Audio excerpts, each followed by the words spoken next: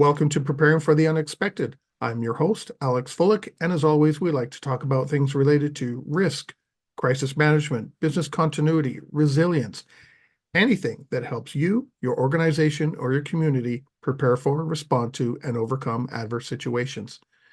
If you'd like to be a guest on the show, please feel free. You can find me on LinkedIn. I am the only Alex Fullick there. I'm really easy to find, and I do respond to everything I get. Today, we're going to talk about something a little bit different. We're going to talk about travel risk management. I can't wait to talk to today's guests because the guest was actually referred to me through my best friend's son. So I'm really looking forward to this conversation. I want to welcome to the show, Frank Harrison. Frank, welcome to the show. Hey, Alex, thank you for having me aboard. My pleasure. Now, I know we've exchanged some emails, and I know your biography and the company you work for and what you do. But could you take a minute or two and tell our global listeners who you are, what you do, and how you got into what you do? Absolutely, Alex. My name is Frank Harrison. I'm the Regional Security Director for the Americas with a business called World Travel Protection. We're a wholly owned subsidiary of Zurich. Our primary business is travel risk management and supporting business travelers. However, our program, our ops teams, and our command centers support a lot of our travel programs through the Covermore Group and Zurich Travel Assist. So we focus primarily on business travelers, but we also support a very large leisure segment within the industry. I've been with Rural Travel Protection since February 2021, which speaks to the investment that Zurich has put into our business. They invested in our tools, our people during the pandemic when a lot of other businesses were struggling to exist with the downturn in travel. Where was I before I came into World Travel Protection? I've got a very extensive background as a security crisis management and risk manager that dates back more than 20 years. I've worked extensively globally. I've worked for major U.S. interests in the U.S. government, and I'm a veteran of the Canadian Armed Forces. Wonderful. And thank you for that last one, especially knowing D-Day was yesterday. So big thank you for being a part of the forces. Thank you. I have to ask the first question because when I talked with Joel before you and I met, I have no idea what is travel risk management. Travel risk management is the process of supporting an organization or individuals who are traveling. You'll hear different terminologies out there, but ultimately it's building a system that supports the duty of care and provides tools to travelers so that they can make informed decisions when they're traveling. So I'll put it into another context. When you look at travel, most people talk about having travel insurance.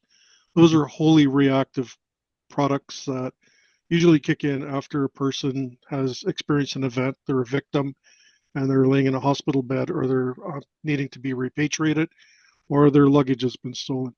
Travel risk management is the holistic whole of travel. So it's the education and awareness that goes out to a traveler before they leave for a destination. It's understanding the risk of the destinations and looking at the activities of the traveler to make sure that they're fit for the location. They're not going to violate any customary laws or practices, and overall creating an environment where a traveler can travel safely to anywhere in the world and knowing that we can get them home. You mentioned two things there. The first one I'm curious is what did you mean by duty of care?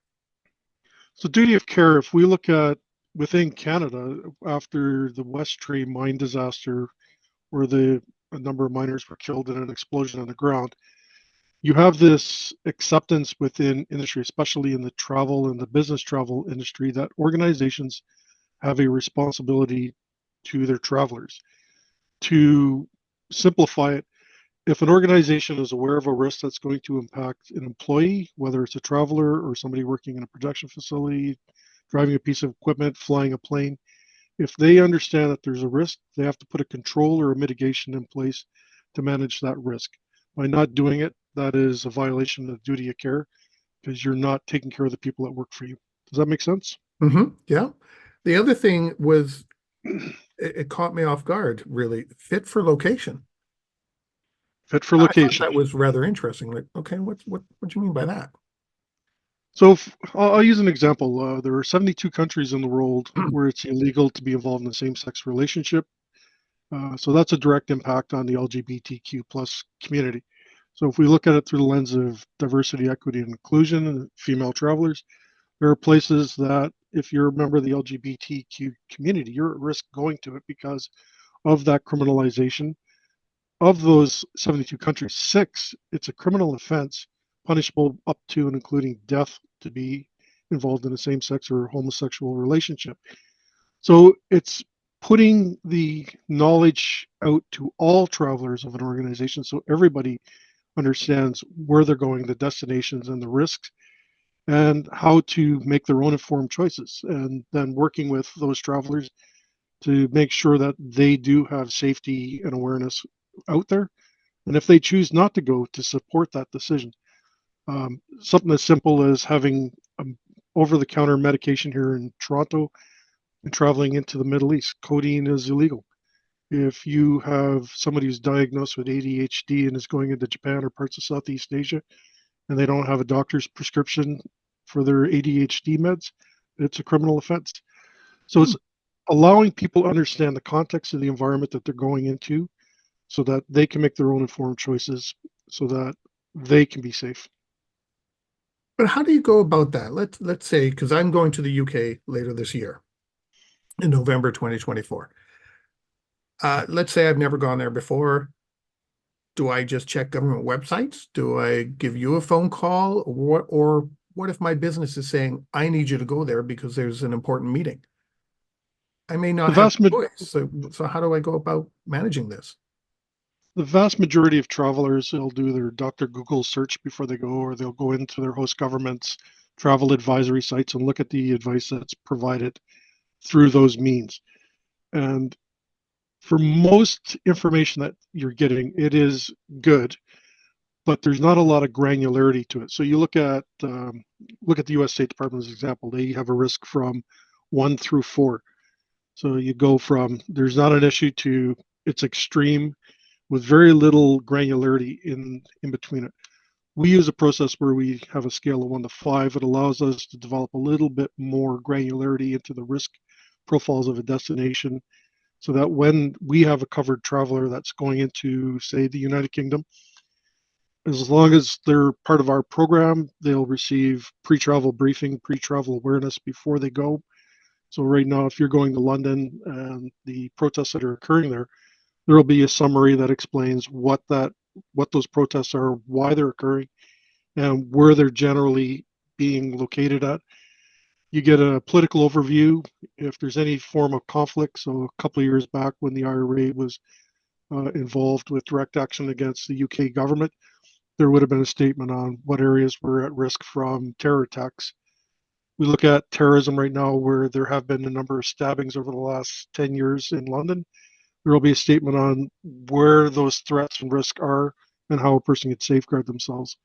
And it's just the pre-travel and education that goes out before you go out. And then with the way our system is structured, while you're in transit, we have a location feature within our system so that an employer will know where the travelers are at any stage within their trip so that if something is occurring, then we can be proactive, reach out to the traveler and advise them that something is occurring within their geographic area or proximity. And they're also going to be receiving automatic alerts on their system telling them what's going on around them. Now, the other feature that's within our platform is if you're out walking around in London and you're walking into a dodgy area, you're going to get an alert that tells you you're going into an area that's prone to pickpockets, robberies, assaults, and you're again being prepared to make your own informed choices of what you're going to do during your trip. And the most important feature for a traveler is having that ability to communicate when something goes wrong. You know, say you don't feel well, you've just been assaulted, you've been robbed, or there's been a major event that's occurred around you and you don't know what to do. It's the ability to reach out to experts to give you advice on how to be safe and potentially move away from the event that's occurring around you. And conversely, that communication is a two-way feedback loop. So if we see something occurring, in most cases, our case managers are going to be reaching out to you before you're aware that it's occurring around you. It almost sounded like which is why I kind of smiled there for a second, as though you're tagging people like you tag your luggage, to make sure don't go into these areas or, if we haven't heard from you for 12 hours, let's say, somebody can say, reach out and say, are you okay? We haven't heard from you from 12 hours. It's like trying to find your luggage, and that's what it sounded like, you Well, know. for transparency, we provide our customers and their working travelers with an app that's downloaded onto their devices, Mm, which allows location management services.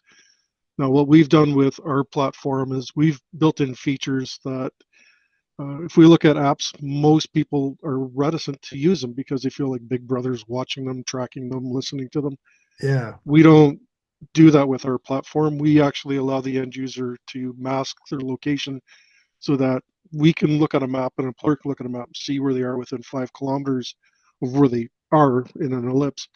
Our command centers can see exactly where they are if there's an event, but we give the end user, the traveler, some autonomy and some interactive ability to use that app in a manner that's not prohibitive or restrictive to them or intrusive. And that's a critical enabler to people using it because the amount of information that app can provide a traveler, it's priceless. And especially when there's an event occurring around them. Mm. Use Turkey as an example. When the earthquake happened in Turkey last year, we had a case manager sitting in Toronto, saw the event come up on our portal, saw that there was a number of people in the identified epicenter, reached out to them, communicated with them, and I believe it was three within um, the immediate contact. There were three people who weren't actually being impacted by the tremors, and they were able to get out of the structures they were in and get out on the street before the tremors actually hit the area they were in. I guess that also helps businesses. It's not, let's say I send you somewhere and I haven't heard from you in 24 hours and I knew you were supposed to be a meeting, talking with a potential client or something, and then you've gone completely quiet. I guess it's helpful for people to know that I can reach out to you somehow and find you somehow because I'm a little nervous that I haven't heard from you for 24 hours and it's unlike you. What's going on? Because depending on where I've sent Frank, it could be a danger zone, shall we say. Yep. We do have customers that have built in point of contact or check-in processes in their onboarding programs so that I'll use an engineering firm as an example when they have mandatory check-ins twice a day. So they'll go into the system, they'll call in, or they'll use the check-in feature. And when we also talk about people that go off grid or go missing, we have a lost contact procedure where, if we are notified by an employer that somebody has not checked in or they're not aware of their whereabouts, we'll go into our system, see where their last known point of contact was. We'll use the available means of making contact with them, and then we start scaling up from there. If we can't make direct contact, then what are the resources available in that area to reach out to their last known point of contact, whether it's law enforcement or one of our vetted security or logistics providers. And then reach out to whoever you need to try and find that person. It could be an activation of some kind or calling the local police department saying we've lost Yep, track of, Frank. We don't know where correct. Frank is, what's going on. It's 24 hours. Yep. And we have a very strong relationship with our customers. We have dedicated customer success managers who are responsible for those relationships. And when one of our customers or clients has an issue and they can't find an employee, that's that bridging point where they'll identify to us, bring it into our command centers, and then our command centers through the ops teams will start trying to establish contact with an individual. So does that mean you also have a link with local police departments? You work with them as a partner? As needed globally. So I'll give you an example. We are part of an organization called the International Assistance Group. Right now, it's about 286,000 providers globally: security, medical, logistics, technical, cyber. So at any given point, anywhere on the face of the planet, if we have an occurrence where we need to locate an individual or somebody needs assistance, we have access to that provider network to support us. And then you go into host government security forces, law enforcement, fire rescue, emergency services that we can tap into as needed to make contact or support an individual. But when we're initially starting contact, we try to stay within our vetted, trusted networks before we go external, because depending on where you are on the face of the planet, you may not necessarily want to be using host government security forces to make contact with an True. individual. True. On that note, we've come to the end of our first segment. Today, we are talking with Frank Harrison about travel risk management, and we will be right back. If you like that video, thumbs up. If you didn't like that video, thumbs down. But leave me a message and let me know your thoughts. Of course, don't forget to subscribe. And in the meantime, stay prepared, everybody.